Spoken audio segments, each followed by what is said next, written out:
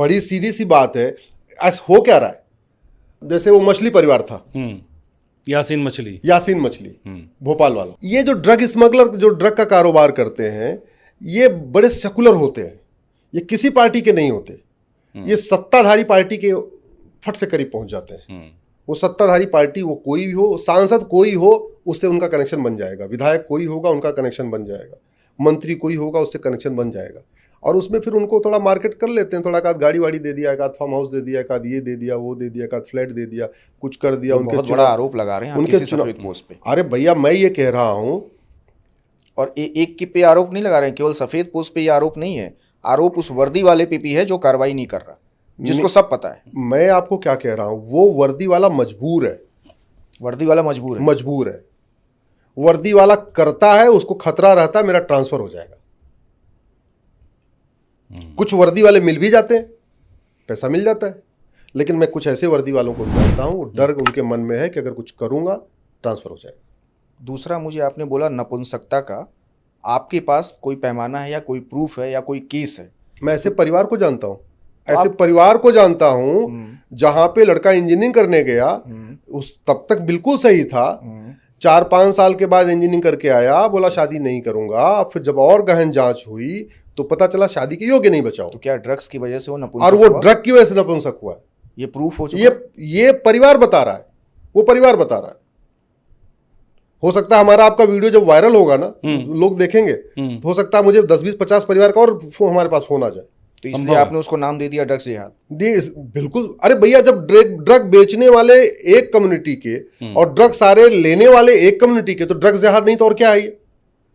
अगर भोपाल में मछली का पूरा जो यासीन मछली नाम है, उसका क्या नाम है, यासीन मछली, अगर वो कारोबार कर रहा है, तो उसके फार्म हाउस में अगर ड्रग की पार्टी हो रही है तो सारी कम्युनिटी को होनी चाहिए। भोपाल में तो सारी कम्युनिटी के लोग हैं, वो सारे हिंदू ही क्यों आ रहे हैं? आपके नोएडा में इतने कॉलेजेस में रेव पार्टी हुई, क्या नोएडा में केवल हिंदू ही रहते हैं क्या? गैर हिंदू नहीं रहते? या कॉलेज में जो लड़के लड़कियां रेव पार्टी, उस कॉलेज में कोई केवल हिंदू ही पढ़ते हैं क्या? केवल हिंदू ही? अलीगढ़ में रेव पार्टी होती, केवल हिंदू क्यों पकड़े जाते हैं? हैदराबाद में रेव पार्टी हो रही, केवल हिंदू क्यों पकड़े जा रहे हैं? मुंबई की रेव पार्टी में केवल हिंदू क्यों पकड़े जा रहे हैं? गैर हिंदू क्या वो नशा करते ही नहीं क्या?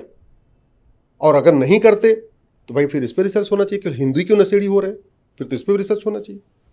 तो पुलिस क्यों चुप बैठी हुई है? पुलिस को पता चला है कि ड्रग्स जिहाद नाम का भी कोई चीज हो रहा है वहां पे? मेरे समझ से हर जगह पे देखिए, कुछ चीजें ऐसी होती हैं शायद जो समय के साथ, जैसे मैं 10 साल पहले कहता था धर्मांतरण जिहाद चल रहा है, तो लोग नहीं मानते थे। छांगुर जलालुद्दीन का मैटर आया तो लोगों ने हाँ यार धर्मांतरण जिहाद है। 2017 में मैंने पीएल फाइल किया कि घुसपैठ जिहाद चल रही है, 5 करोड़ घुसपैठिए हैं, लोग नहीं मान रहे थे। मुझे बहुत खुशी है कि इस बार माननीय प्रधानमंत्री जी ने 15 अगस्त पे लाल किले से कह दिया कि घुसपैठ हमारे राष्ट्र की सुरक्षा के लिए खतरा है, जो मैं पिछले 10 सालों से कह रहा हूँ। मुझे पूरा विश्वास है हमारे आपके इस चर्चा के बाद 6 महीने के अंदर, साल भर के अंदर ड्रग्स जिहाद पूरे देश में इस पे लोग बोलना शुरू करेंगे और बोल रहे हैं। मैं पूरी गारंटी के साथ कहता हूँ, लाखों माँ बाप, हजारों नहीं लाखों नशेड़ी बच्चों से परेशान हैं, लाखों बहन बेटियां नशेड़ी पतियों से परेशान हैं, लाखों बच्चे नशेड़ी बाप के कारण परेशान हैं। जब ये 1 साल की 2 साल की बच्ची का बलात्कार के बाद हत्या होती है, तो मैं अपने सोर्सेस से पता करता हूं कि जो हत्यारे थे कौन थे, वो सारे ड्रग एडिक्ट होते हैं। अदरवाइज 1 साल 2 साल की दुधमुही बच्ची जिसका दांत भी नहीं आया, कोई बलात्कार के बारे में कैसे सोचेगा? इतनी विकृत मानसिकता नहीं हो सकती। और बलात्कार करने के बाद उसको काट भी रहा है बच्ची को, पूरे उसके ऊपर से लेकर नीचे तक दांतों से काट के रखा हुआ है। ऐसी घटनाएं दिल्ली में आई हुई। बिना ड्रग एडिक्ट हो ही नहीं सकता।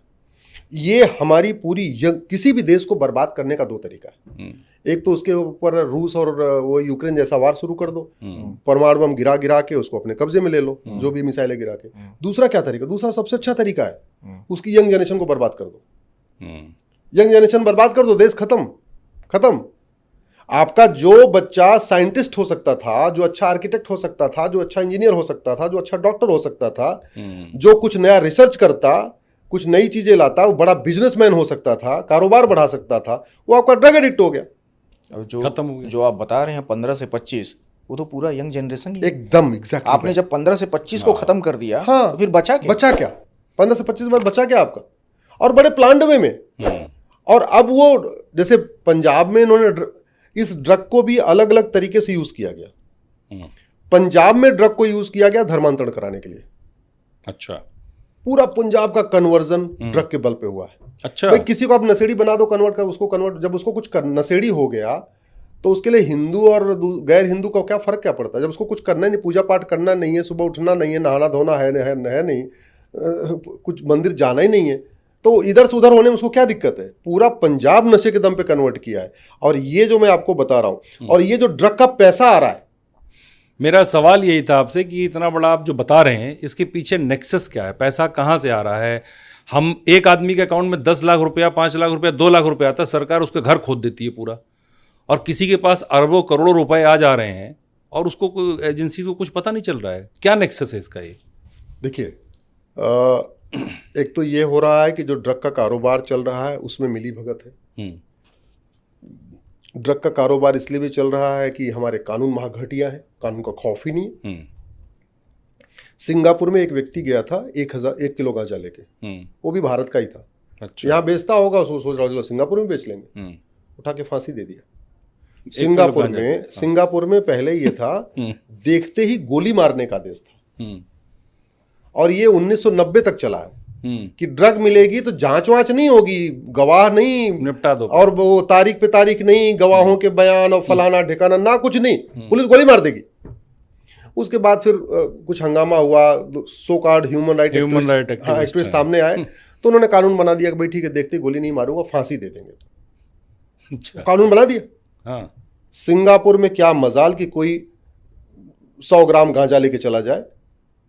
आप मुझे बताइए कि सिंगापुर में कभी एक कोई ड्रग बताइए, गांजा, चिट्टा, सुल्फा, ये कोकीन, हकी, जो भी है, आखिर ड्रग स्मगलिंग यहां हो सकती है, वहां क्यों नहीं हो रही है?